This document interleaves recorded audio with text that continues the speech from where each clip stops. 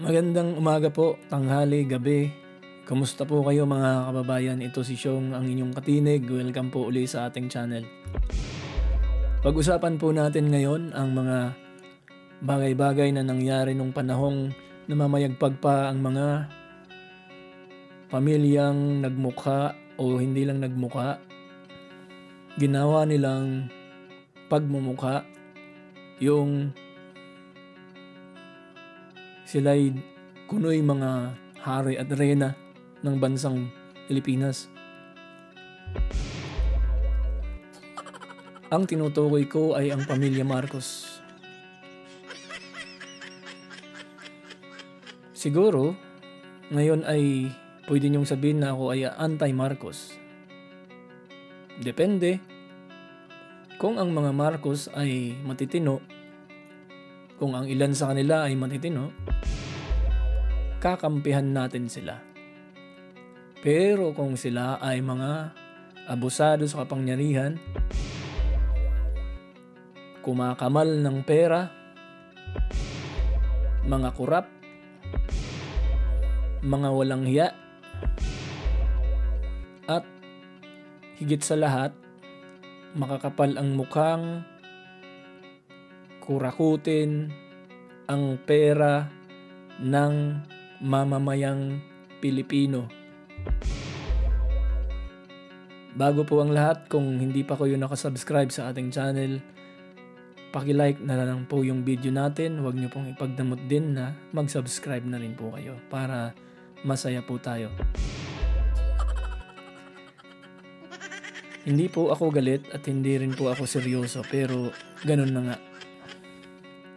Dahil ang pag-uusapan po natin ngayon ay isang sensitibong parting hindi dapat kalimutan ng mga Pilipino. Kasaysayang nakatatak, nakatanim at kung bagay sugat na naghilom daw. Pero yung paghihilom na yon ay mulit-muling sinugatan ng henerasyon ng pamilyang Marcos.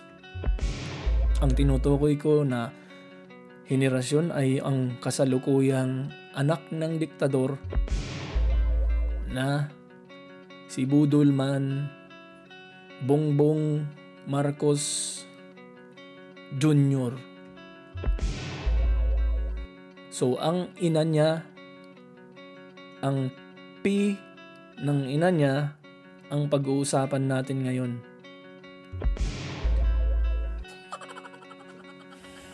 Sa pagsasaliksik po natin ay hindi ko po mapigilang mandiri, mainis sa aking mga nakita at narinig.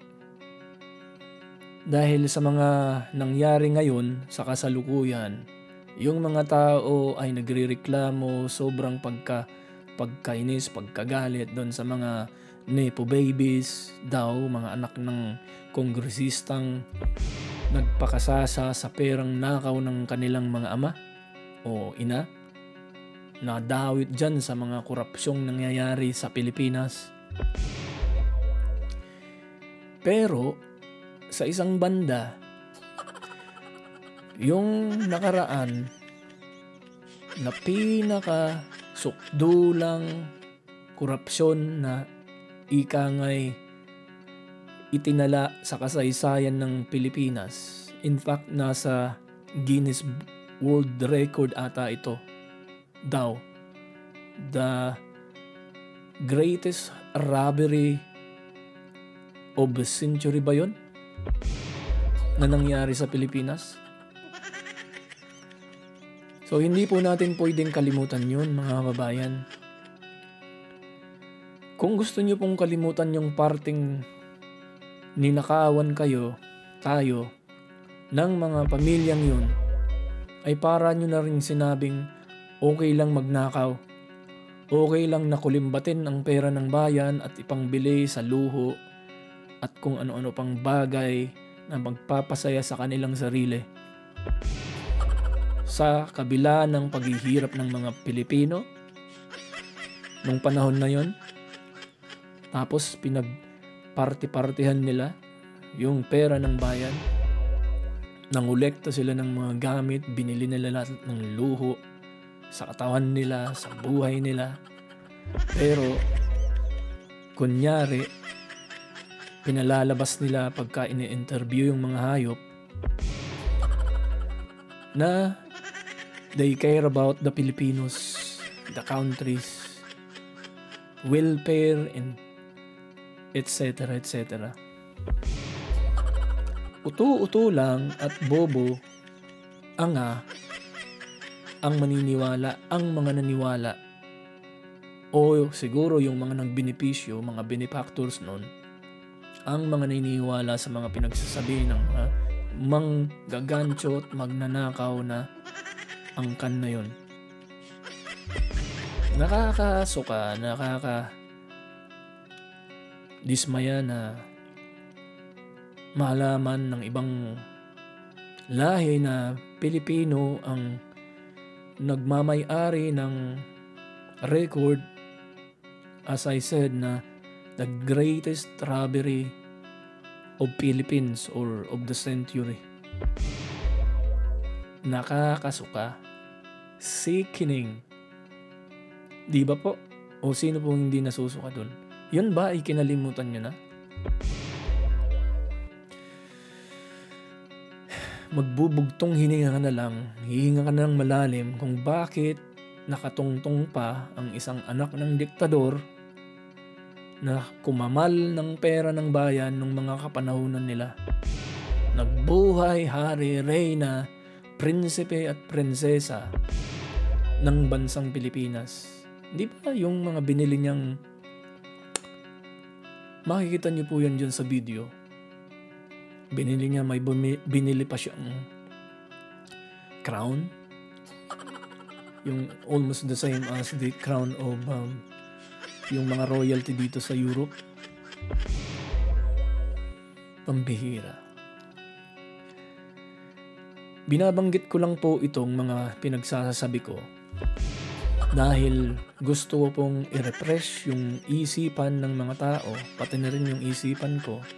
Hanggat ngayon, hindi ko pa rin matarok na ganun pala kalalim, kawaldas, kawalang hiya ang isang first lady ng bansang Pilipinas, na bakit tinanggap nyo pa rin manumbalik, bumalik sa kapangyarihan ang anak ng diktador, at noong may isip na rin yan, yung Bongbong Marcos na yan. Nung panahon na yon, nagpakasasa rin siya sa pera ng bayan. Sila ang mga totoong nepo babies. Yes, bakit? Bakit ko nasabi yung sila ang mga totoong nepo babies? Tingnan nyo na lang yung luhong tinamasa ng mga hinayup na yan. Hindi nyo ba pwedeng sabihin, ikumpara nyo sa mga nepo babies na tinagurian ngayong henerasyon sa kasalukuyan? Yung mga kinaiinisan ninyo, yung mga batang kinaiinisan ninyo dahil sayaw ng sayaw dyan sa mga pinagpo-post nila at showing off their luxuries, bags, mga gamit, bahay, kotse, mga mamahaling kagamitan. Tapos, you are one-sided. Hindi nyo tinitingnan yung kung sino yung presidente ngayon nandiyan ngayon sa Malacanang, ay sila rin yung katulad din ang mga pinaggagawa nila nung mga bata-bata pa sila. Ikukumpara mo sa mga nepo babies ngayon. Yan si Bongbong Marcos, yung kapatid niyang si Amy, yung Irene ba yun? Diba? Paano mo masasabi? Paano ko nasasabi? Paano natin masasabing mga nepo babies yan? Totoo naman, diba? Sabihin na nating mayaman yung ama niya. Sabihin na po natin, Kasi based on the history, kung totoo man yun, na di ba kung iisipin, isa kang attorney, naging kongresista, I'm talking about the senior, yung ama ng, yung diktador, na may anak na presidente na ngayon. Alam niyo kung sino. So si senior, si Edralin Marcos, naging estudyante daw noon. Throwback lang tayo ng konti, ng bagya, sa pagsasaliksik natin. So hindi sila ganun kayaman. Yung ama niya, politiko, lumaban sa kanilang distrito, at may isang banda sa buhay nila na yung kalaban nga daw allegedly pinatay, binaril. At alam niyo po kung sino yung napagbintangan or na-convict na pumatay daw dun. Kalimutan ko na yung pangalan nung kalaban ng ama niya. So na-convict po yan si Ferdinand, yung yumaong sumakabilang buhay na diktador na si Ferdinand Edralin Marcos. Convicted po yan noon, nakulong po yan.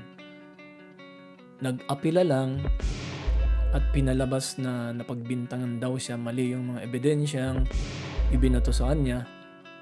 At on the other angle, na sinasabi ng kasaysayan na yung presidente ay gusto siyang pawalang sala. May isa nga palang ano yan yung iginuhit sa Tadhana ba yun? Yung pelikulang ang tanda na natin para malaman yun. Pero nagsaliksik tayo ng munti. Parang nakalimutan ko na yung isa. May dalawang pelikula. Pero yung isang pelikula na pinamagatang ginuhit sa Tadhana. Doon inilahad yung kung paano ang buhay ni Ferdinand Edralin Marcos. Anyway, to cut the story short, kaya ako binabanggit yun mga kababayan dahil mukha atang nakalimutan na natin yung karumal-dumal na pinaggagawa ng pamilyang yan. Na noon ay diring-diri, sukang-suka ang mga tao, lalong-lalo na yung mga pinklawan, dilawan, leftist, lalong-lalo na. Sinusuka nila ang mga Marcos at Romualdez at mga cronies nila. Mayroon pa nga nagsasabi niyan lagi sa rally sa kalsada na never again, never again. Asan na yun? Asan na yung never again na mga pinagsasabing ngaw-ngaw ninyo ng mga Pilipino, ng mga maiingay na yan? Never again, never again. Lus ninyo. Kayo ang ngayon ay nakipag-unite daw? Well, it's obvious. Hindi pa ba obvious? Hindi na nga namin kayo marinig eh. Hindi na marinig ng sambayan ng Pilipino yung never again, never again. Never again, it's too late. Nakatungtong na. Nakaupo na muli ang isang anak ng diktador. Na ngayon, sa kasalukuyan, dahilan kung paano binaboy yung budget ng 2025 na pinirmahan niya. It's on him. Kasalanan niya yun. Bakit? Eh syempre, siyang pumirma.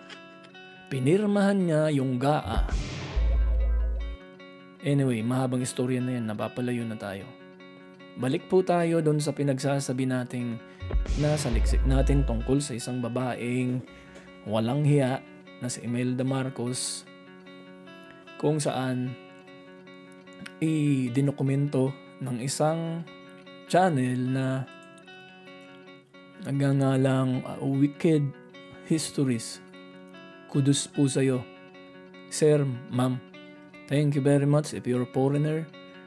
Thank you very, very much for documenting this very vital information of the history of our country. Dapat pong hindi makalimutan to. Huwag na po nating pagtagalin pa at huwag na tayong magpaligoy-ligoy. Play na natin to para pagpanoorin natin at pakinggan nyo yung mga sinasabi dito.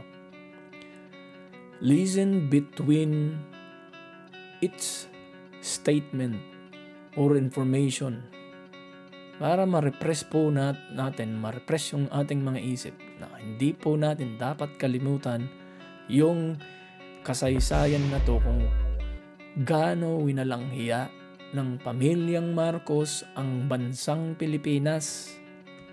Yun ang mensahe. Pasensya na po, medyo emotional tayo dahil talaga namang kahit sino, kung makabayan ka at hindi ka mapagkunwari at hindi ka blind followers ng mga politikong yan. Sinasabi ko nga po, segue lang tayo ng konti. Kung ang mga Marcoses na to ay may mga mabubuting budhi, political wills na sinasabi, may mga moral, hindi mga immoral. I'm not saying immorality about sexuality or whatever. No, not on that part.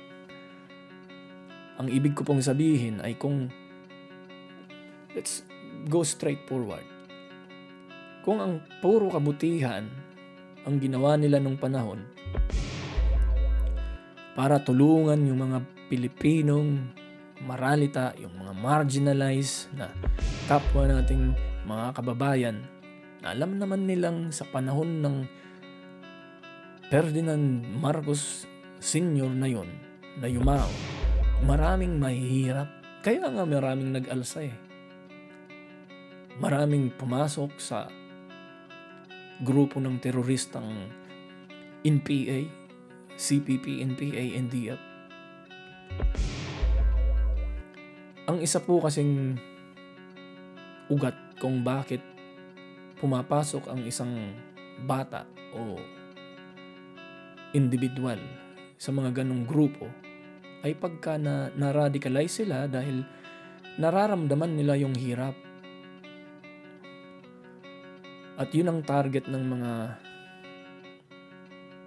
membrong yun na nang-radicalize, nang mamanipulate, minamanipula nila yung isipan dahil ramdam nila na parang, halimbawa ako, hirap ako, wala na akong kinakain, yung bayan, yung gobyerno, yung administrasyon ay walang ginagawa para aksyonan yung kakulangan o yung paghihirap ko. Hindi naman ibig sabihin iaasa natin sa bayan yung paano tayo mabuhay, paano tayo kumain, pero kailangan may input, good input, action, para at least man lang maibsan, magkaroon tayo ng trabaho, hindi yung ayuda. Kasi pag ayuda, para bang pakakainin mo lang ako sa isang araw, bukas gutom na naman ako. Parang ganun. But anyway, diretso na tayo dito sa pinagsasabi ko na papatagal na. Dahil napakaganda po nitong dokumentaryong to na talagang very informative at makikita natin kung paano linustay, winaldas, kinamal yung pera ng bayan ng mga Marcoses na to simulat sa pool nung nasa katungkulan pa yung diktador na yumao. Striking looks and an innate talent for self-promotion, she began entering beauty pageants. By 1953, at 24, Imelda returned to Manila, determined to make her mark. She entered a beauty contest, and despite finishing second, decided that losing simply wasn't part of her personal brand. She demanded, because why not, to be given Wala a pala yung title video anyway, kanina. Pasensya na eventually po. settling on Muse of Ibalik po Manila. natin para makita natin Enter yung Ferdinand Marcos, a pinakasimula. young, ambitious knight behind bars. Inflicted ambition, she somehow... Yan. Few figures in history have worn corruption as elegantly as Imelda Marcos. Dubbed the Steel Butterfly for her mix of charm and unyielding ambition, she somehow managed to avoid formal conviction for the staggering corruption and economic devastation that she and her husband, Ferdinand Marcos, inflicted upon the Philippines. While the majority of Filipinos struggled in grinding poverty, she was busy amassing a personal fortune so vast it could have erased the country's debt, if only it hadn't mysteriously vanished into offshore accounts, luxury real estate, and of course, an extensive wardrobe. But Imelda wasn't just a dictator's wife with a shoe addiction. She was a political survivor. Despite overwhelming evidence of plundering, power abuse, and almost comical levels of extravagance, she never spent a single night behind bars. Her talent for dodging consequences was almost as impressive as her ability to justify her actions. To this day, she remains an icon of self-delusion, utterly convinced that she acted for the common good. Of course, whether the common good meant the people of the Philippines or just herself is a question only history can answer. But one thing is certain. When it comes to living large, rewriting reality, and making a grand exit, few have ever done it quite like Imelda Marcos. Kudos sa'yo, Wicked Histories. Although Thank born you into very one of much. Manila's most prominent families, young Imelda Romualdez quickly learned that a prestigious name doesn't pay the bills. Her early years were spent in the kind of crushing poverty that was, and remains, far too common for Filipino children. When her mother, Remedios Trinidad, married lawyer Vicente Orestes Romualdez, she not only took on a husband, but also inherited 5 stepchildren from his previous marriage. As the family continued to grow, Vicente's finances did the opposite, spiraling into bankruptcy. Tragedy struck again when Remedios died, giving birth to their 6th child together, leaving the once respected Romualdez family in ruin. From there, life took a turn straight out of a Dickensian novel. The once privileged Imelda found herself living in a garage within sight of Malacañang Palace, so close to power, yet so far from comfort. Barefoot and hungry, she roamed the streets of Manila, all while taking care of her younger siblings. At 10, her father, deciding that city life was a luxury they could no longer afford, moved the family to the province of Leyte. In the town of Tacloban, Imelda threw herself into her studies, eventually earning a bachelor's degree in education. But while academics provided stability, it was her face, not her diploma, that would be her golden ticket. With striking looks and an innate talent for self-promotion, she began entering beauty pageants. By 1953, at 24, Imelda returned to Manila, determined to make her mark. She entered a beauty contest, and despite finishing second, decided that losing simply wasn't part of her personal brand. She demanded, because why not, to be... Cut natin ng konti. May paalala lang ako sa inyo mga kababayan. Yung mga ganyang pagmumuka, maaamo, angelic, akala mo hindi makabasag pinggan? Mag-ingat po kayo. Yun lang naman po. Tuloy po tayo. Be given a title anyway, eventually settling on Muse of Manila. Enter Ferdinand Marcos, a young, ambitious congressman with a sharp mind, grand political aspirations, and as fate would have it, an eye for beauty. When he met Imelda in 1954, he was instantly smitten. So smitten, in fact, that within 30 minutes, before the coffee could even cool, he proposed. Imelda, never one to turn down an opportunity. In other words, swipe a card, kung baga, si Imelda Marcos. Ang bilis. Hindi pa nga malamig daw yung kape. That's just a figure of speech. Sinagot niya na ang isang Marcos na ngayon, nun lang niya nakakita at na-met. Siguro talaga, pinagplanuhan ni Imildang biktimahin ang kanyang asawa nung time na yun. Easy to get. Opportunity said yes, and just 11 days later, they were married. A whirlwind romance or a strategic alliance?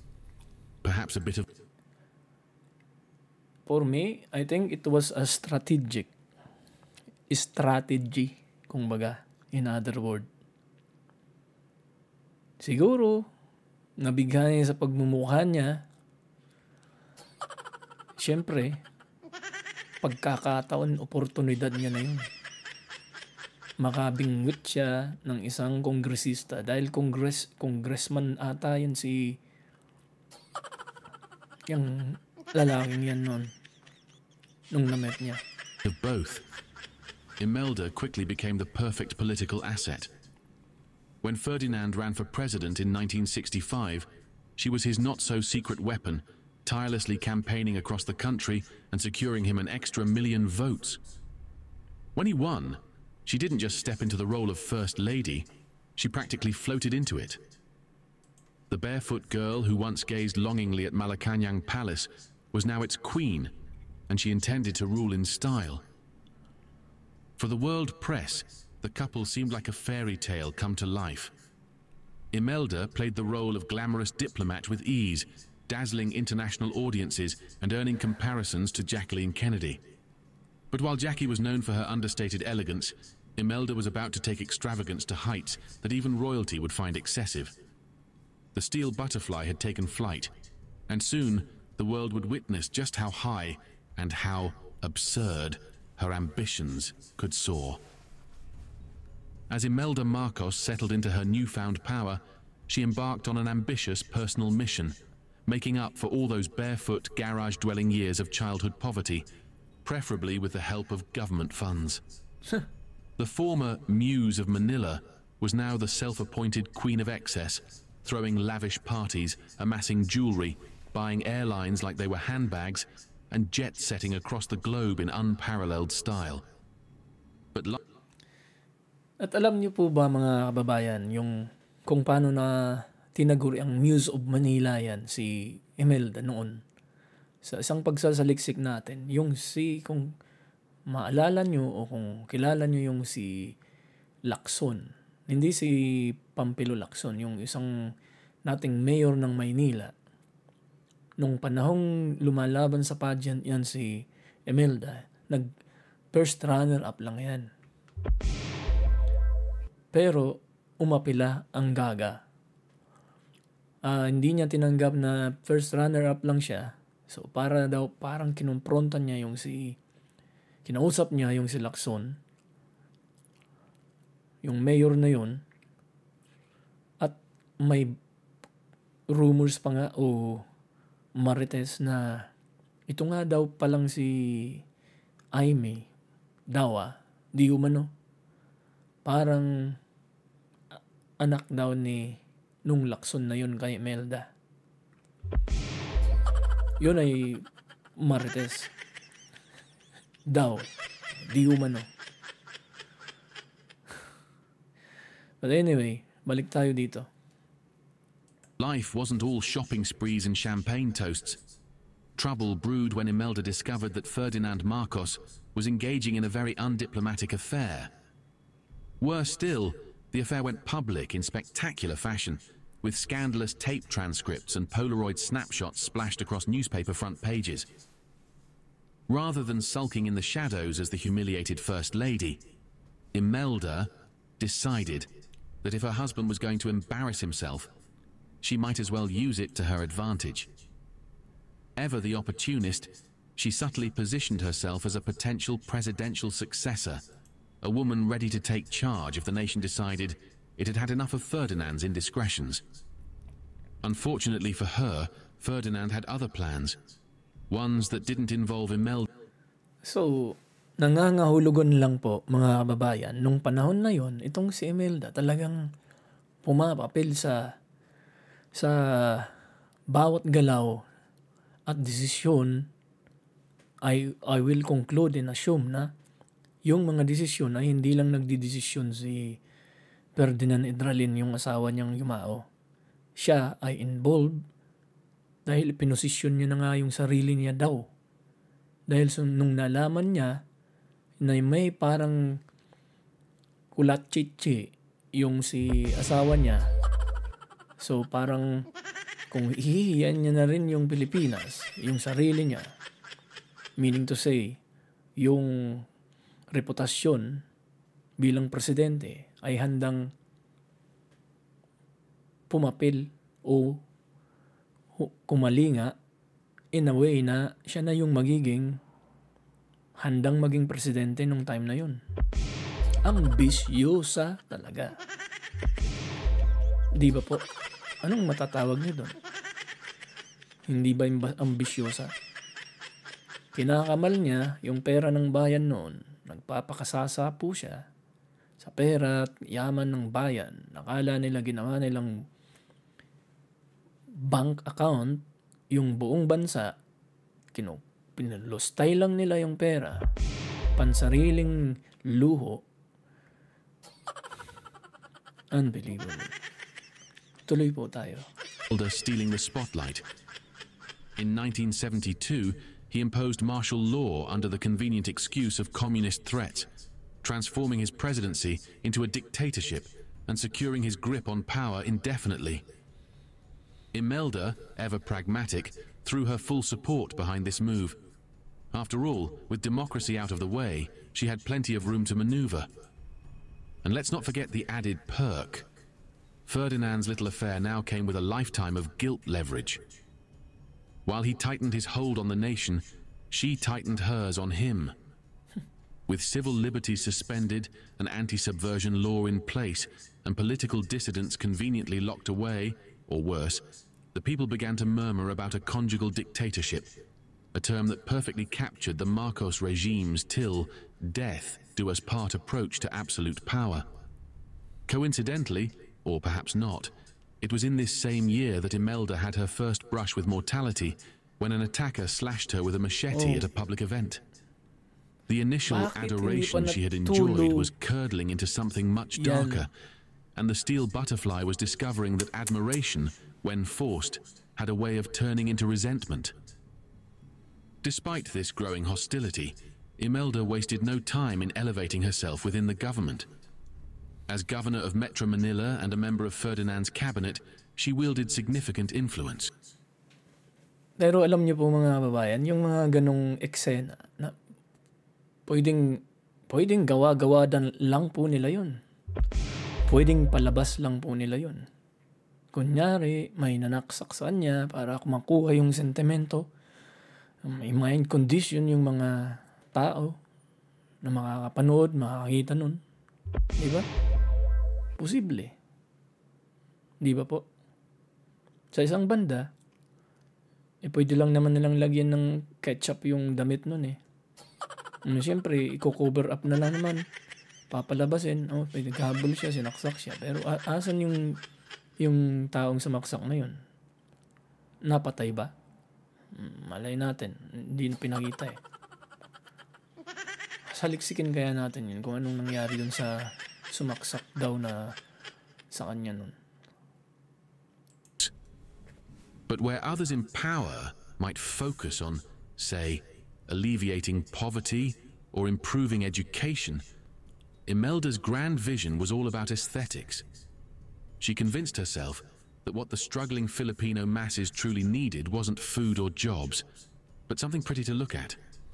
So, naturally, she poured national resources into constructing extravagant theaters, luxury hotels, and a cultural center modeled after the Lincoln Center in New York, all while the majority of her countrymen scraped by on $2 a day. Many of these buildings were erected in Manila's slums, with Imelda claiming in all seriousness that this was a way of improving the lives of the poor. Her self-delusion reached new heights when she boldly declared, Here in the Philippines, we live in a paradise. There are no poor people as there are in other countries. A statement that might have been more convincing had she not been saying it from inside a gilded palace, while millions struggled to afford a meal. But why let reality ruin a good spending spree? Imelda continued. Walang konsensya. Napaka-demonyo yung pag-iisip, yung mindset na ganun. Alam naman ng mga tao, no? Di ba? Maraming naghihirap nun and sa kabila ng paghihirap ng mga tao, ng mga Pilipino, nagpapakasasa sa pera ng bayan. Yan ba yung kinakalimutan nyo na? Kinakalimutan nyo na po ba yung parting yun? Kahit wag na natin isama yung kaluhuan ng asawa niya o yung mga anak niya. Yan, parte lang yan. Yung sa kanya lang. Ibig kong sabihin, yung mga perang nilustay ng babaeng yan, marami na sanang natulungang Pilipino.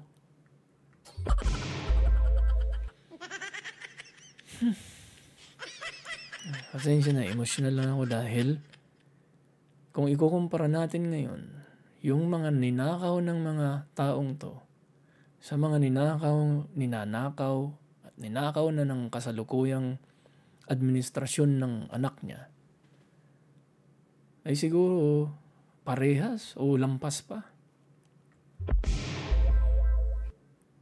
Sabihin na natin combine it all together, yung mga kongresista, yung mga Romualdez, and then yung sa kanila, lahat ng cronies ng kasalukuyang administrasyon, pag sama-samahin na,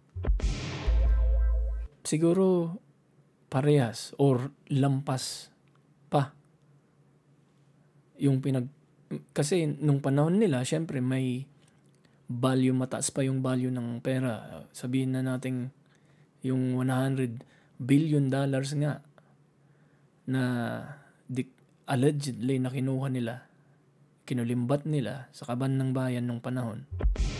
Kung ikukumpara yun ngayon sa value ng pera ngayon sa Pilipinas, that's probably double, quadruple yung value. Diba? Ang ibig kong sabihin, mga bayan, kakalimutan nyo na lang ba yan? Yung mga pinaggagawa nila sa bansa natin. Hayop. Continued her relentless pursuit of luxury, blind to the growing resentment simmering across the nation. Her arrogance and detachment from reality would soon have serious consequences. But for now, she remained on a taxpayer-funded shopping extravaganza the likes of which the world had never seen. As Imelda Marcos strutted through the world's great cities, she wasn't just sightseeing, she was taking notes. Seeing the wealth, extravagance and sophistication of global elites only fueled her desire to outshine them. Sinong maniniwalang tao na kaya nang bumili ng mga mararangyang bagay, building, at kung ano-ano pang material na bagay sa panahon na yun, na hindi naman siya mayaman? Tapos ang alibi is always her excuses na mayaman na daw yung taong napangasawa niya bago pa siya naging presidente. Tanga ka ba? Bobo ka ba? Kung nagbububuhan ka lang, kung ikaw ay naniniwala. Kahit anong anggulo mo tingnan, hindi pwedeng makapamili. O sabihin na natin, may mga gold bar daw yung asawa niyang yan bago niya pa na naging isang presidente. Asan yung patunay? So isang mga video sa mga nakalap natin, no? Sinasabi nitong babaeng to na mayroon nga daw isang basement na punong-puno ng gold bar. Kung iisipin natin, mga babayan ko, parang may sayad itong babaeng to. Kasi she is so detached sa nangyayari sa bansa nung mga panahon na yun. Akala niya namubuhay siya sa paraiso, living in a fairy tale, na nakakilala siya ng napakayaman na tao at naging reyna siya ng bansa. Kasi nung panahon na yun, parang siguro ina-idolize niya yung mga royal family ng ibang bansa. So kaya pinangatawanan niya, kinuha niya yung pagkakataon, oportunidad na kunin niya, magbuhay reyna rin siya. Kaya nga bumili ng crown na punong-puno ng diamante. Ayop na yun. Fortunately, there was one small problem. Manila's economy wasn't quite on par with Manhattan's. But why let a pesky national budget get in the way? With her husband's enthusiastic support, she began treating the Philippines' treasury like a bottomless shopping fund, funneling millions into secret Swiss bank accounts. Before long, the Marcoses weren't just first couple, they were Forbes list rich. Imelda's spending sprees took her to New York, Rome, and Copenhagen, where she splurged on private art collections featuring the works of Michelangelo and Botticelli. Of course, she insisted these masterpieces were meant for the museums of the Philippines. It was just a coincidence that they looked much better hanging in her personal residences. But her true weakness was jewelry. By the late 1970s, she had earned the prestigious title of the world's biggest private buyer of precious stones. Think Cartier, but with Tapos, pinalampas nyo lang yan, mga kababayan. Narinig nyo yun? Nag-rampage of buying luxurious items, Michelangelo, Picasso, at kung ano-ano pa. At the expense of people's money, yung kaban ng bayan. Tapos pinalampas nyo lang yan. Kinakalimutan nyo. Ano ka? Anak kayo ng... Asan yung moral? Walang moral. Immoral.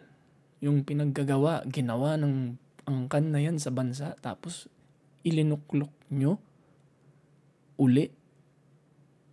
Sabihin na natin hindi kasalanan ng anak, yung kasalanan ng ama.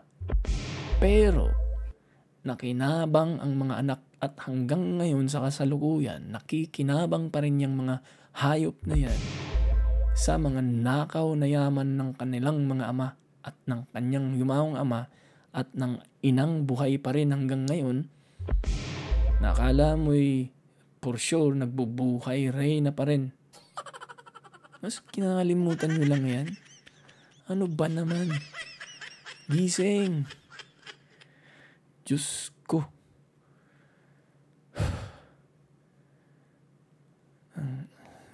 Taxpayer money. And yet, despite her limitless spending power, Imelda never lost her fondness for a bargain. No matter how lavish the item or absurd the price, she was known for always asking for a discount. Because when you're embezzling millions, every penny counts. While the world's upper crust may have tolerated her excesses, back home, her glittering lifestyle was less of an inspiration and more of an insult. As the Filipino people struggled with poverty, their first lady paraded through high society in gowns that cost more than most citizens' lifetime earnings. But in her mind, she was doing them a favor. When criticized for overdressing while visiting impoverished communities, she explained, with unshakable delusion, "They need a star, especially in the dark of night. Crazy. I had to be a star for the poor people, and at the same time I had to be a slave. I had to enslave myself so that everybody became a star." Yes. Nothing says self-sacrifice like drowning in diamonds while your people struggle to buy rice. Exactly. Strangely, outside the Philippines, Imelda's flair for the theatrical made her a diplomatic darling.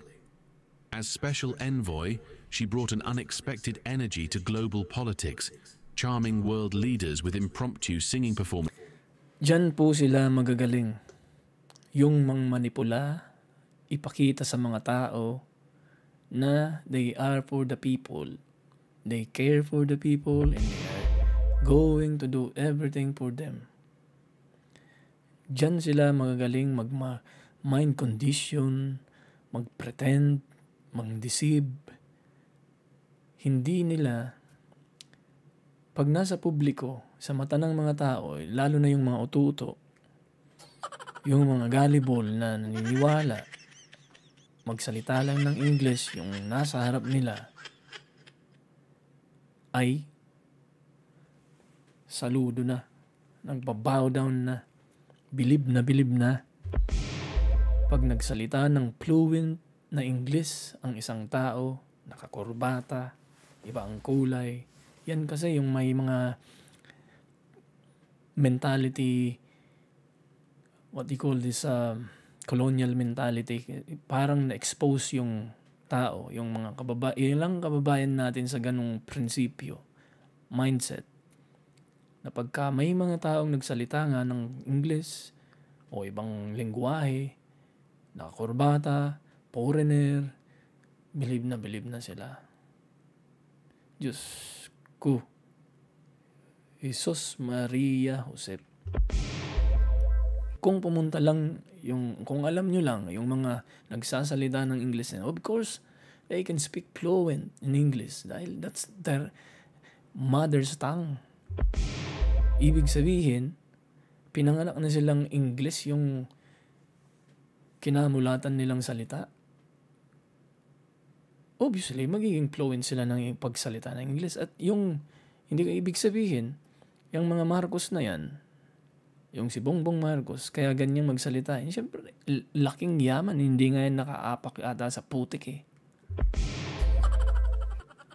Nag-aral sa ibang bansa, at the expense of money's, taxpayers' money, sa kaban ng bayan, mga nakaw. Di ba? Tapos yung mga uto-uto nating kababayan, hindi lahat. Bilib dahil, ang galing naman ng hayop na tong mag-English. Pero hindi nila alam na nakapagsalita ng English yan dahil sa pinag-aral sa ibang bansa. Subukan mo kung hindi yan nag-aral sa ibang bansa. Hindi nga nakapagtapos daw yan eh. Drop out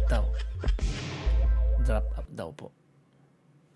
Nakakalungkot lang isipin dahil sa bandang ibang kababayan natin ay may mga ganun pa ring mental o mindset or colonial mentality na sinasabi na nagsalita yung isang tao, ay pinipili pa nila yung taong nagsasalita ng English kaysa yung nagsasalita ng Tagalog na sariling wika natin. Malaki po natin yung sariling salita, wika na Tagalog. Not to be so impressed when someone is talking fluent English na puro laway ang puhunan. Mas pipiliin ko pa na yung tao'y English Carabao man o hindi man marunong magsalita ng English, pero sincero at galing sa puso, tulad ni Pangulong Rodrigo Duterte. Inaamin niya. Hindi siya ganun ka-fluent magsalita sa English, pero galing sa puso, kaibuturan, walang pagkukunwari pag nagsalita siya. Pero kaya maraming naniniwala. At isa na ako dun. Chairman Mao Zedong was reportedly quite taken with her, perhaps surprised to find someone who could match his ego, and she managed to negotiate a discount oil deal with Saddam Hussein, her talent for haggling proving useful beyond just high-end boutiques. She rubbed shoulders with Pope John Paul II, Henry Kissinger, and was a close friend of Ronald and Nancy Reagan, bonding with the former over their shared love of rewriting history. By the 1980s, the Marcos wealth had reached legendary proportions. On one infamous shopping trip to New York, Imelda debated purchasing the Empire State Building before deciding it was too ostentatious. A truly remarkable statement from a woman who once commissioned a hotel made entirely of coconuts. Instead, she settled for the $51 million Crown Building and the $60 million Herald Center. By this point, she had officially entered the ranks of the world's 10 richest women. Between 1981 and 1983 alone, an estimated $140 million was funneled from the Philippines into her New York real estate empire. Back in Leyte, where she had once been poor, Imelda went to extreme lengths to erase any trace of her humble beginnings. She had her childhood home demolished and replaced with a palatial mansion boasting 20 bedrooms. She spent exactly one night there before abandoning it. If anyone wanted to see where she grew up, well, they'd have to settle for the airbrushed version.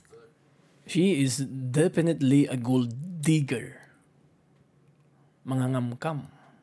Tinarget niya lang yan para... may isa nga akong video napanood, di ba? Ata. Sinabi niya na parang in-interview siya ni Eta Rosales. Doon sa interview yun ay sinabi niya na nung na-met niya yung ang asawa niyang diktador, ay sinabi niyang, sige na nga.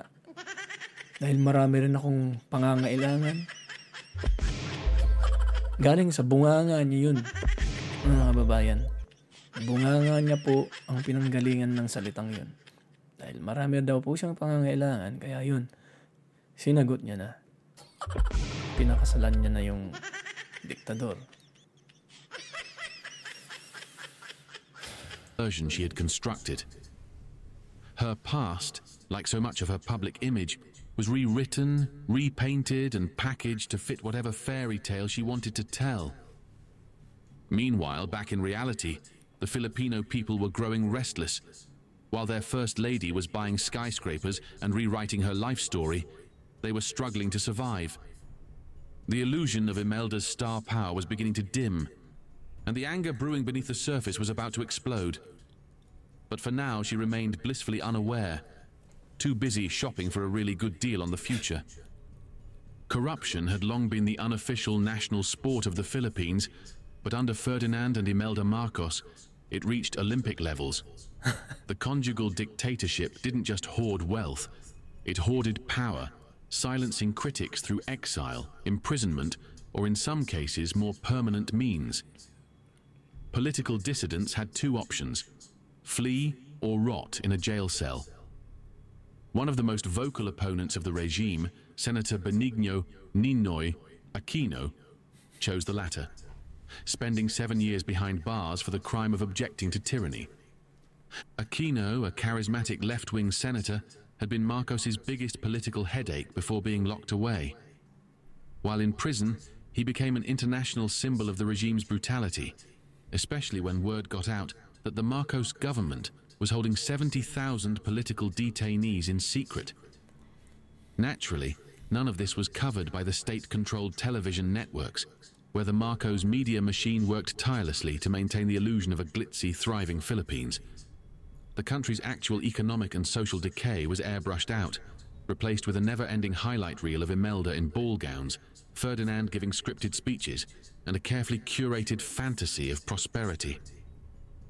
Despite his years in prison, Aquino still believed that if he could just speak to Marcos, who was now seriously ill, he might convince him to lift martial law and salvage what was left of the country. It was a noble, if wildly optimistic, idea. On August 21st, 1983, Aquino flew back to Manila, accompanied by a convoy of foreign journalists ready to face the dictator head-on. But the moment he stepped off the plane at Manila International Airport, he was shot in the head. The assassination was broadcast live, shocking the world and instantly turning him into a martyr. With Ferdinand too ill to pull the trigger himself, all eyes turned to his ever-ambitious wife. Though the identity of the assassin remains a mystery, many suspected that Imelda, a woman who never met a problem she couldn't outsource, had played a role. Whether or not she was directly responsible, she certainly benefited from it. At least, she thought she did. What Imelda failed to predict was that Aquino's death wouldn't silence opposition, it would ignite it. If she believed the problem had been efficiently handled, she was in for a rude awakening. Instead, Baka nga mga kababayan, itong babaeng to, ang siyang utak kung bakit o dun sa pagkamatay ni Benigno Ninoy Aquino. Di ba? Kasi, kung isipin nyo, tulad ng sinabi ng nagdudokumentong to ay siya yung magbibenepisyo. Anyway, kung sasabihin na natin, siya ang kalaban, dahil sa takbo ng utak ng babaeng to, kung paano siya mag-isip, she's so detached sa reality. Mayroon siyang sariling ginagalawang mundo eh. Baka po siya, baka lang, opinion ko lang to, baka po siya ang utak ng pagkamatay ni Benigno Aquino. Diba? Hindi malayo. Kayo po. instead of fading into obscurity, Aquino's widow, Corazon Cory Aquino, stepped into the political spotlight, carrying the torch of resistance. She skillfully united the anti-Marcos movement, transforming her husband's death into a catalyst for revolution. In December 1985, a still recovering Marcos called a snap election, likely under the delusion that his political theatrics could still work in his favor. Big mistake. Cory Aquino won. Even bigger mistake?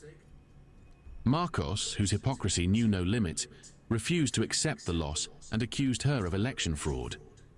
Never mind that these elections were, by all credible accounts, the dirtiest, most blatantly rigged in the country's history.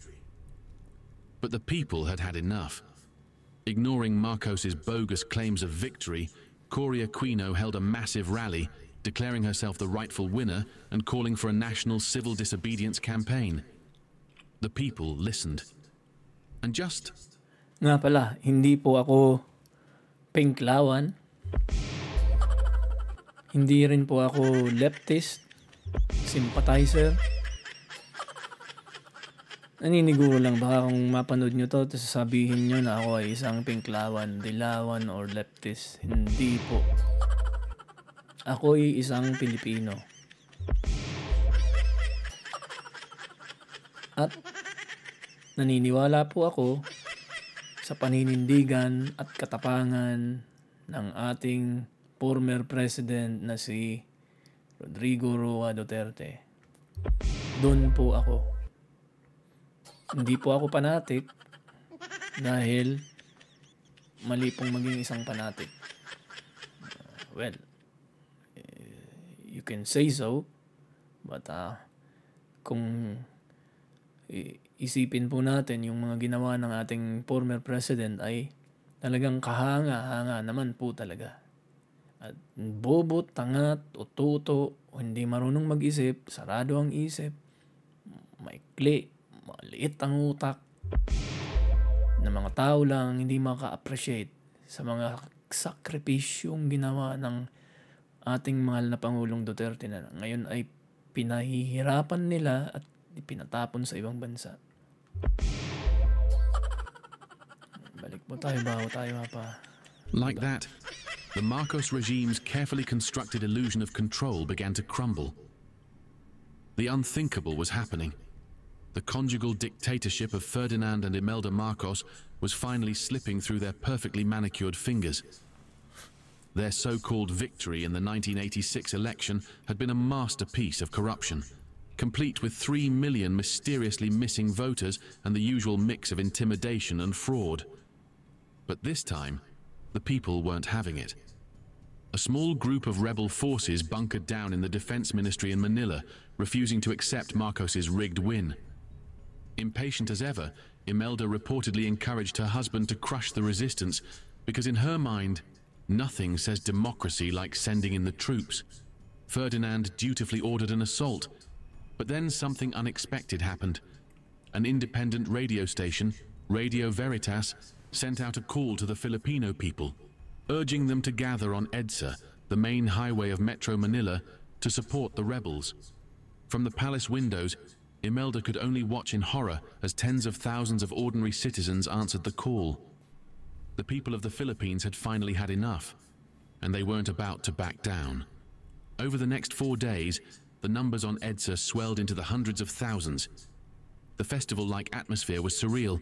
Street vendors sold souvenirs, families picnicked on the highway, and demonstrators turned resistance into a party, complete with singing and dancing. But when the tanks rolled in, the celebration turned into a true test of will. Instead of running in fear, civilians stepped into the path of the military, refusing to move. Women embraced soldiers, young girls handed them flowers, and nuns and priests dropped to their knees in front of the armored vehicles, clutching their... Yan na yung time na nagkaroon ng EDSA People Power. At yung grupong inoccupy yung Camp Aguinaldo ay yung grupo yun ni na, kung di ako nagkakamali, yung grupo ni na Juan Ponce Enrile. At kasama ba dun si Ramos? Basta. So, dyan nagsimula yung... Ako lang, opinion ko lang po ito. Yung si Enrile yan, yung matandang Enrile na hanggang ngayon ay 100 years old na ata. Yeah. Kaka-birthday niya lang last year. O this year. Isang taong manggagamit. Kung saan siya ligtas, doon siya. Kung ang for example, kung yung barko ay papalubog na, tatalon na siya. Ililigtas niya yung sarili niya para sa kanyang sariling interest. Ginawa niya naman yun, di ba?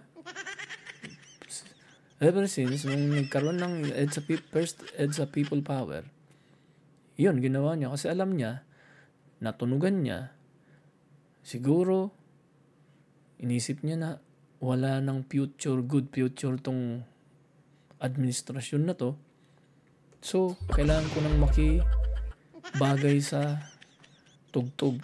Sasayaw na ako kung ano yung tugtog na pinapakanta, ginagawa, galaw ng mga tao. Alam niya na yun. Ginawa niya naman yan nung panahon ni Pangulong Duterte, nakisayaw siya sa tugtog. Diba? Then, biglang nag-swap yung pagkakataon, naging umalis na sa termino, tapos ng termino ni Pangulong Duterte. At tingnan mo nangyari ngayon. Lahat ng mga pinagsasabi niya nung siyang naging isa sa tao na nagtraidor sa ama ng kasalukuyang presidente, yung sinasabi na ngayon, iba na sa kwento niya noon. Mayroon pa nga atang ginawang libro yan eh. Kung hindi ako nagkakamali. Yung sinabi niya doon sa librong yun, wala akong balak bilhin yun. Pero nakita lang natin sa mga news na iba na yung sinabi niya doon at sa sinasabi niya ngayon sa kasalukuyan. Parang i-deny niya na o nagkaroon siya ng selective memory or nagkaroon siya ng amnesia, temporary amnesia, hindi niya naalala o dininay niya talaga for the purpose na hindi siya madadawit. Siyempre, nakatungtong na yung anak ng diktador.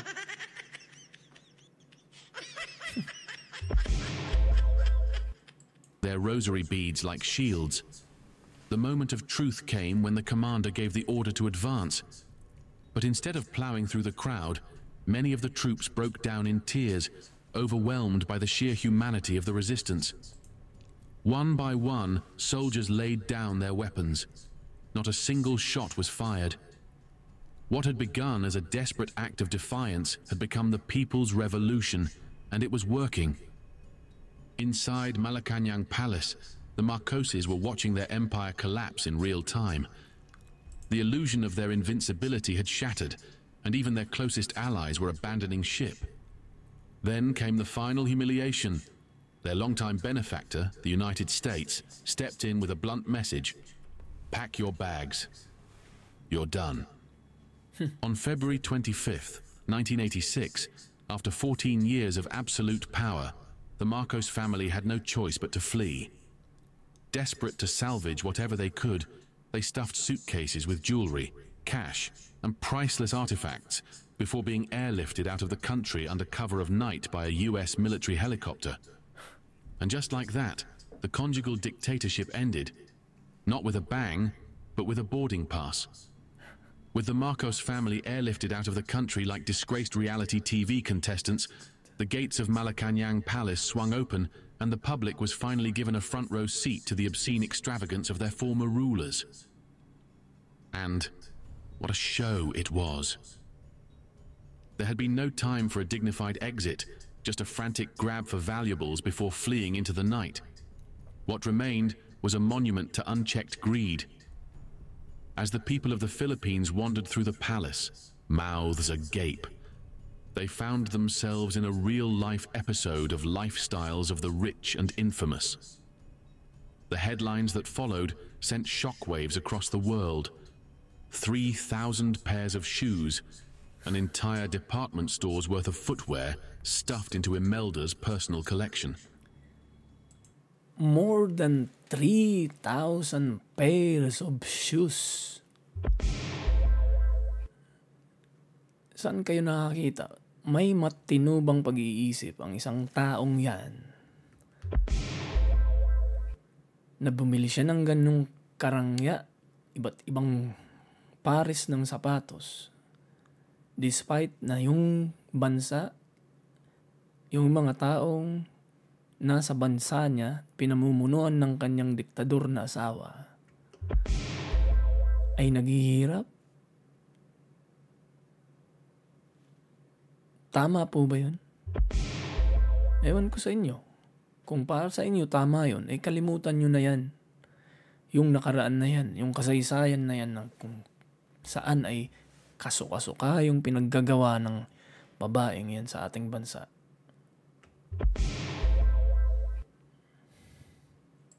Of course, the steel butterfly had a quip ready. When they went to my closet, they found shoes, not skeletons, she joked, because apparently the real crime here was fashion hoarding, not decades of plundering the nation's wealth. Unbelievable. But the shoes were just the beginning. Among the loot left behind were bulletproof bras. Bulletproof bra. Yun ang sinasabi ko.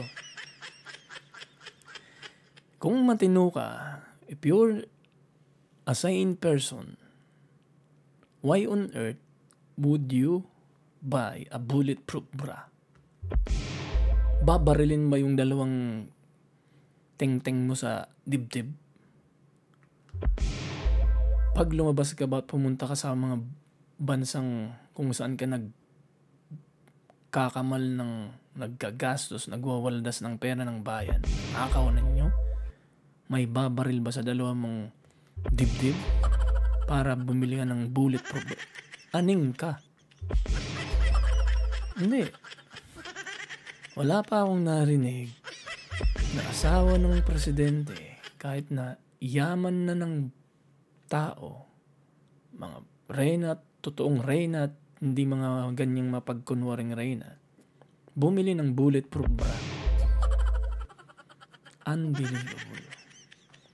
Where on earth anyone of you know na may taong bumili ng bulletproof o nagsuot ng bulletproof bra? Gano'n kaya kabigat yun? Hayop na yan. Unbelievable. Diba? Because when you're an Tapos international kakalimutan nyo lang icon of yung mga corruption, ganyan. even your lingerie. Kakalimutan nyo lang yan, mga uto-uto, gullible na followers ng mga Marcoses na yan. Yung pinaggagawa ng babaeng yan.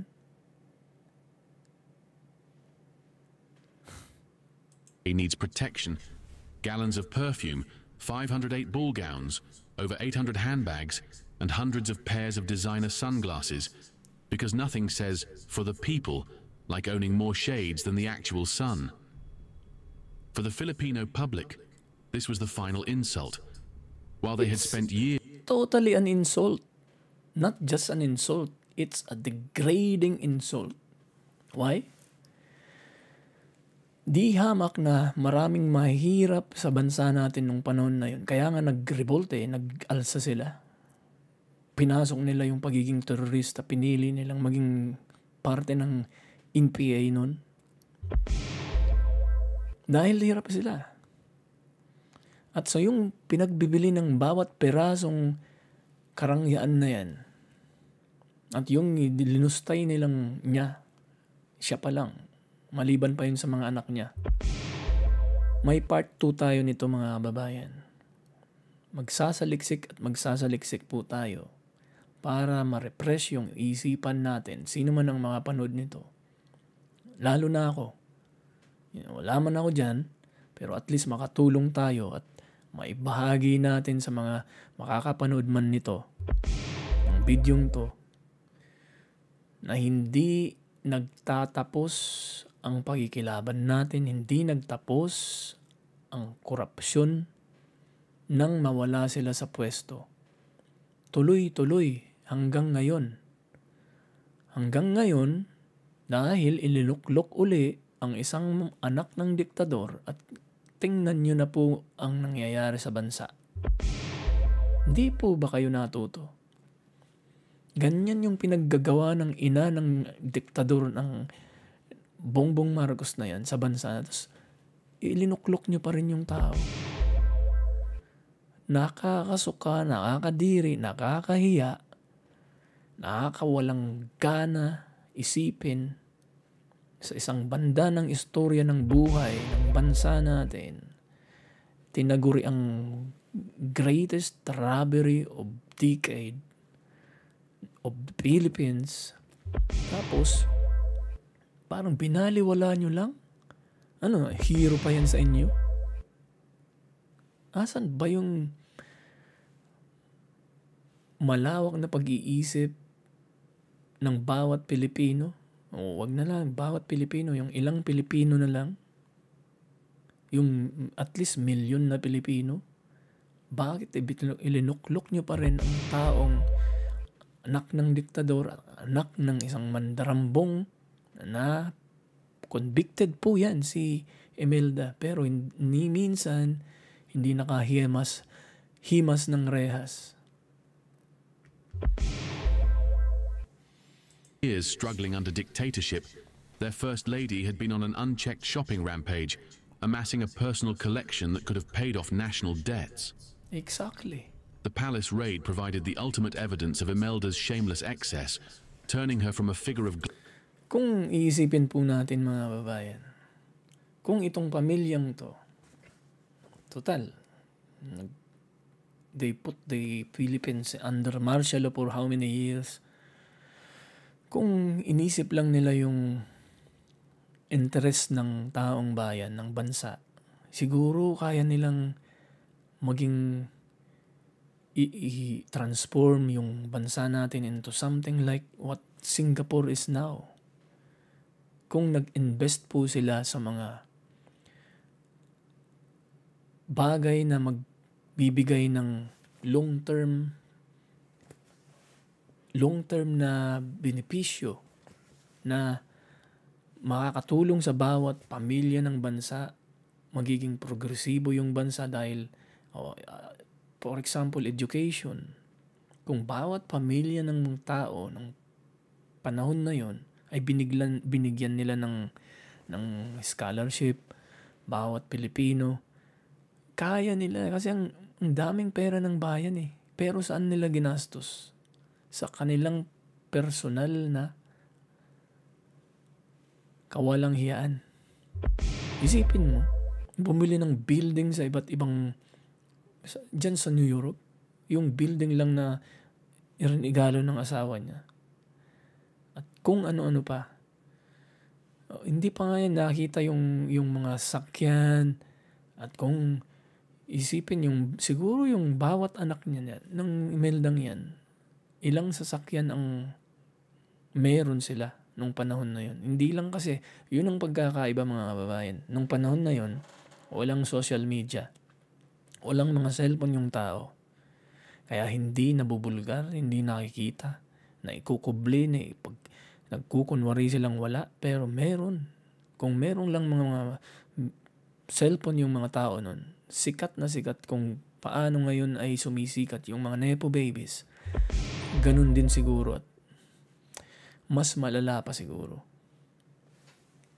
Tuloy po tayo. Glamour into a symbol of grotesque greed. And so, with every handbag, gown, and impractically high-heeled shoe on display, the country's suffering was finally laid at the feet of Ferdinand and Imelda Marcos, just as long as they could find some space among all those designer stilettos. She reportedly arrived at US Customs with nothing but diamonds and diapers, which in many ways summed up her entire approach to wealth, absurd luxury, and an absolute refusal to clean up her own mess. The Marcos family was exiled to Hawaii, where they were forced to endure the unspeakable hardship of beachfront living. Ferdinand Marcos, still baffled by the concept of consequences, spent his remaining years brooding over why his beloved ally, the United States, had so cruelly abandoned him. He never quite grasped that being a dictator with a multi-million-dollar embezzlement hobby wasn't exactly a long-term diplomatic strategy. He died in exile, leaving his widow to do what she did best: reinvent herself, dodge accountability, and somehow make people feel sorry for her. Meanwhile, back in the Philippines, the full extent of the Marcos economic disaster was coming into focus.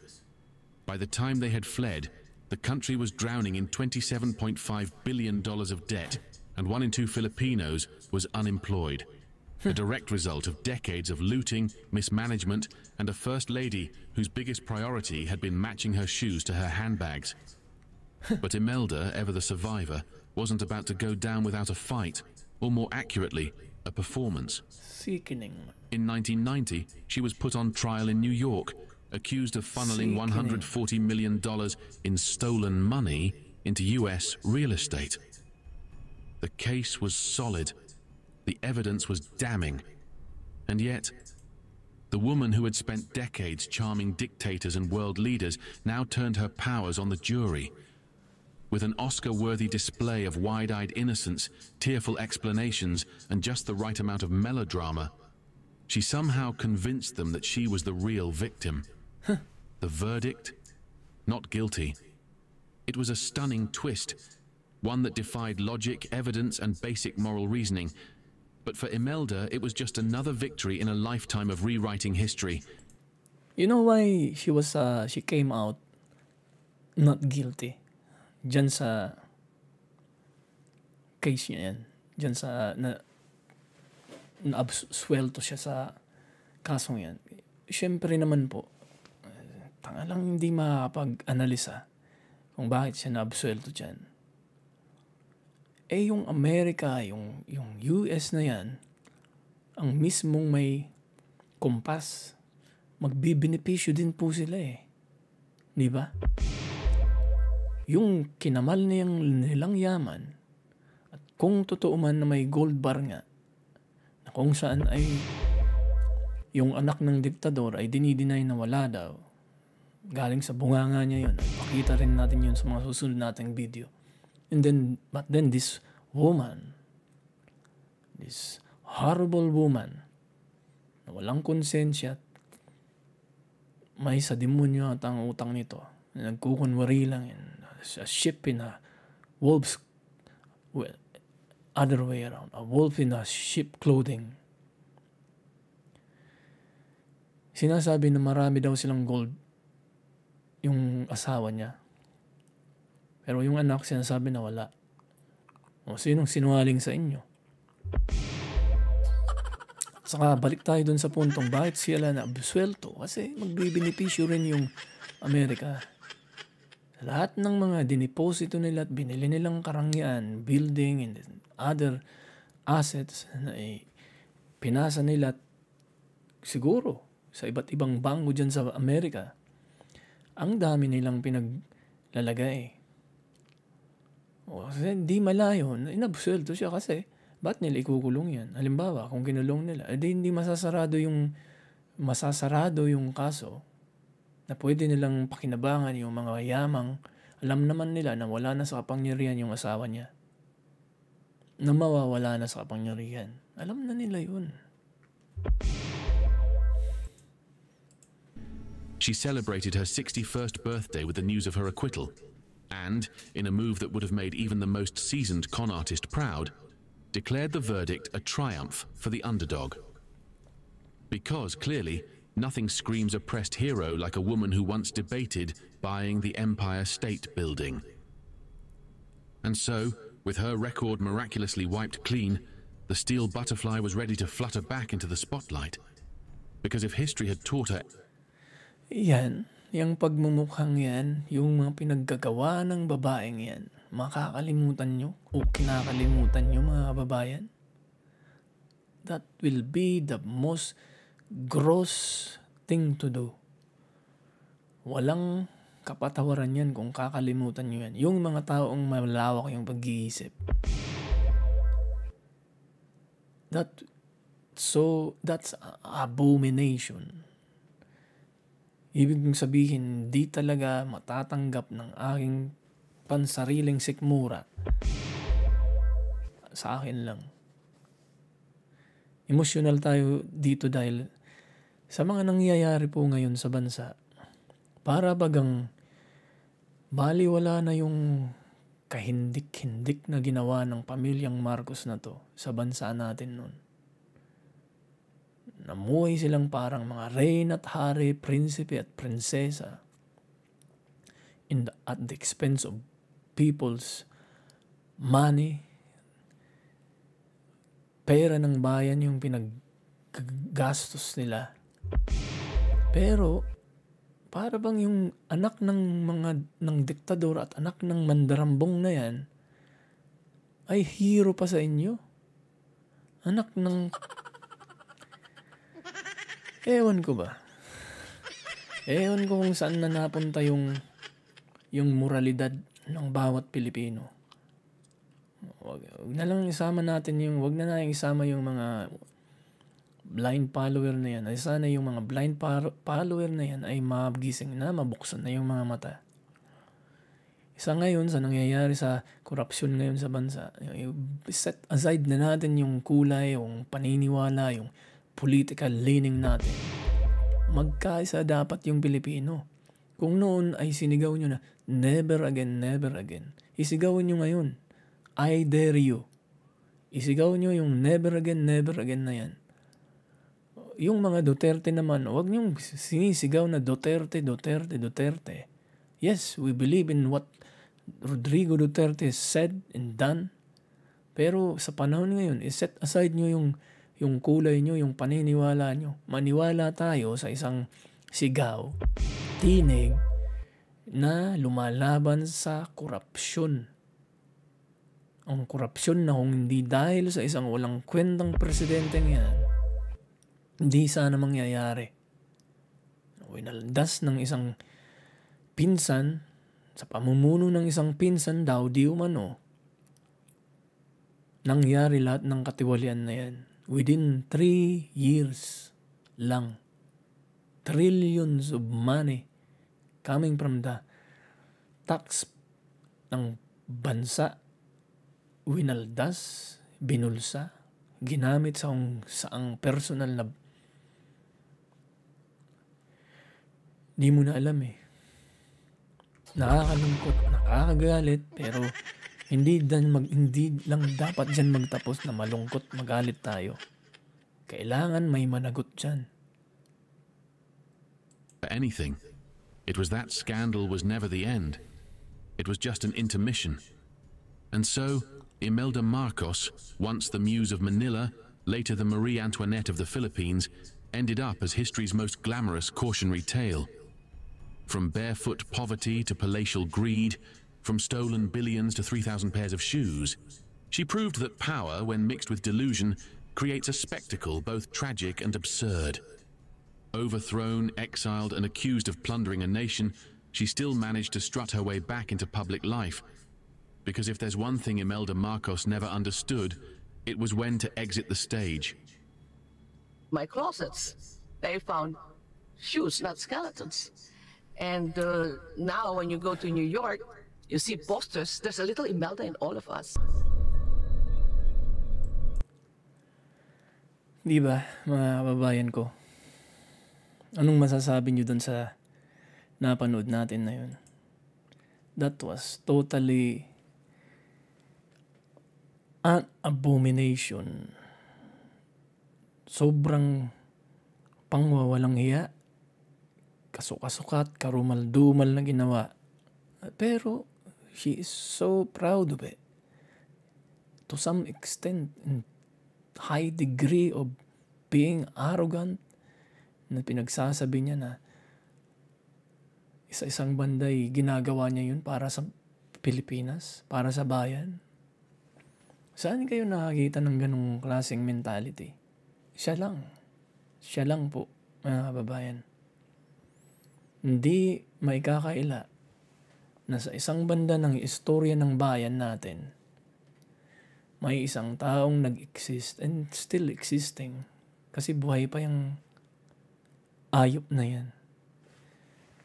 Tapos, para bagang kinakalimutan na lang ng mga Pilipino natin. Wag naman po. Dahil sa bandang huli, ngayon na yung anak niya ang nakatungtong at nagkukunwaring walang alam sa mga korupsyon na nangyayari ngayon, saang lupalop ka ng mundo. Sa Pilipinas lang, I think, na may isang presidente within the 3 years of being having that command responsibility. Merong intelligence pa, sasabihin niya na hindi wala siyang alam sa nangyari. Kunwari, pinsan mo ang nagpasimuno ng kung saan nanggaling yung korupsyon. Ang dahilan ng korupsyon. Gumising na po tayo, mga kababayan. Ako po ay nagsasalita, katinig ninyo. Sigaw tayo, ihiyaw natin, hanggang sa marinig tayo at magising yung mga diwa ng mga kababayan natin. Hanggang ngayon ay lunod pa rin sa pagiging isang loyalista daw. Come on. Ito po ay laban ng mga Pilipino, hindi po laban ng Duterte, Pinklawan, leftist. Para sa susunod na henerasyon ay masecure po natin. Kung gusto nyong masecure po yun, tayo din ang magkakaroon ng nanamnamin natin yung pait ng resulta ng pinaggagawa ng mga taong to sa bansa. Yun po ba yung gusto nyo?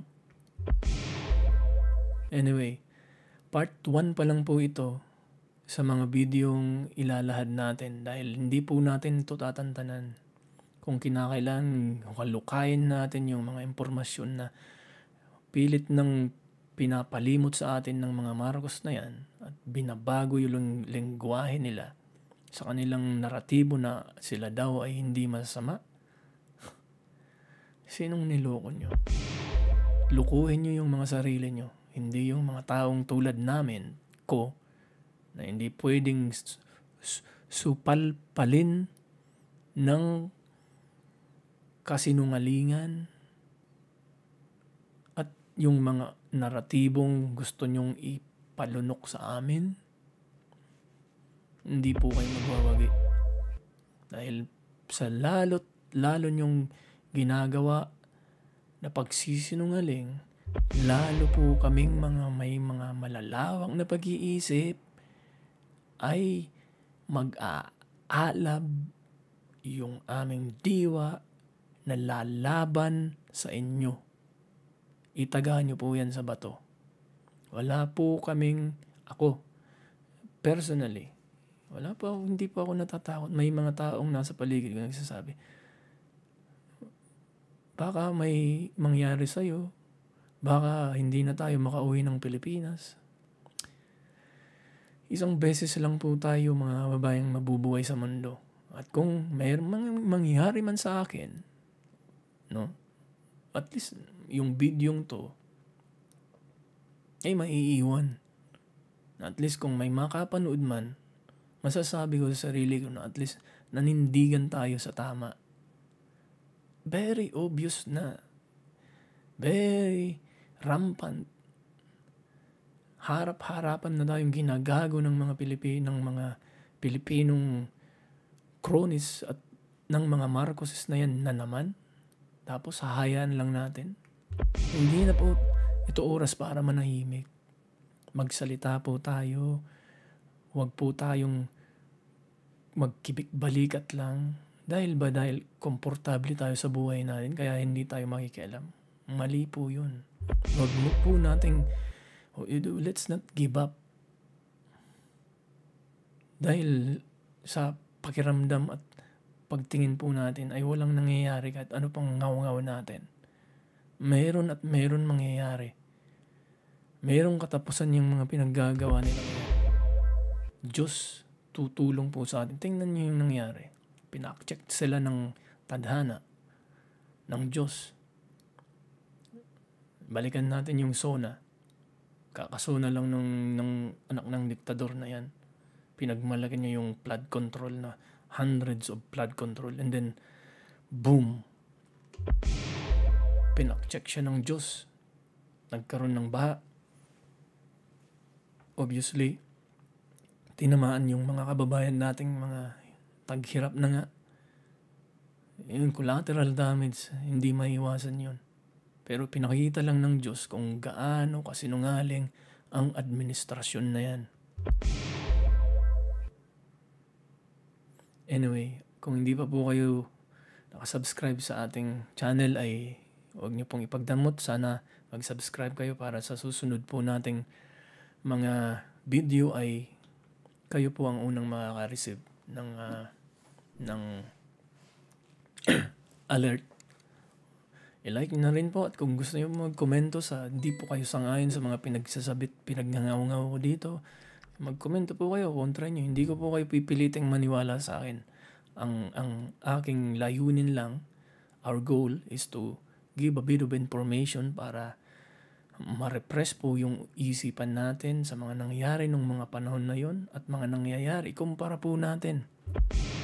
Yung mga nangyayari noon, yung mga kawalang hiyang ginawa ng mga Marcos na yan, at sa mga nangyayaring ginagawang kawalang hiyaan at pangmamanipula, pang-deceive, yung panggagago, hindi po kasi katanggap-tanggap na yung ginagawa niya. Para lang yung nakikita ko yung komento ng ibang kababayan na para bang hero pa siya.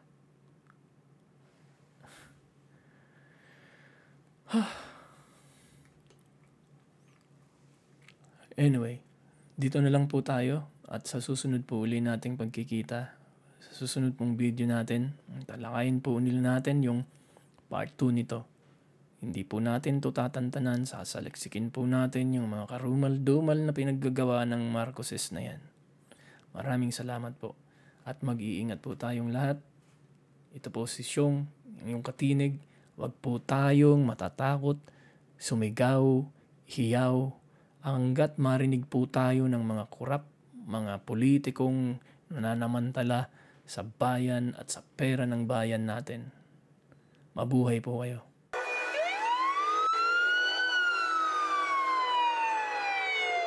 My God, I hate drugs. Drugs and criminality must stop. Kasi galit talaga ako. I am mad. No excuses. Hindi ko masikmura. I'm very sad na may maraming mga police sa gobyerno na involved sa drugs. Itong mga bugok, I'd like to name publicly. There are so many validations. General Marcelo Garbo. He was a protector of the drug syndicates in this country.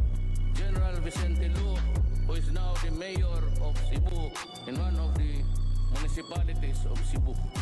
General Diaz, the former regional director of Region 11. General Pagdilao, former regional director in CRDO. General Tino, former QCPD director. would like to talk to them, but certainly I would expect the police commission to do their thing. Imbestigahan ninyo ito at huwag ninyo akong bigyan ng sarsuela na hanapin ninyo ang totoo. And I said, I have this sacred obligation to the Filipino people. Law and order of this country. At huwag kayong sumali niyan, baski police kayo, baski official kayo, because you will place yourself in the line of fire. Huwag ninyong sirain ang bayan. I've been warning everybody, do not destroy my country. Do not destroy the young people of this country. Let me be very, very clear. Campaign against drugs will continue. I have called upon the armed forces of the Philippines, Air Force, Navy, Army to help in the campaign.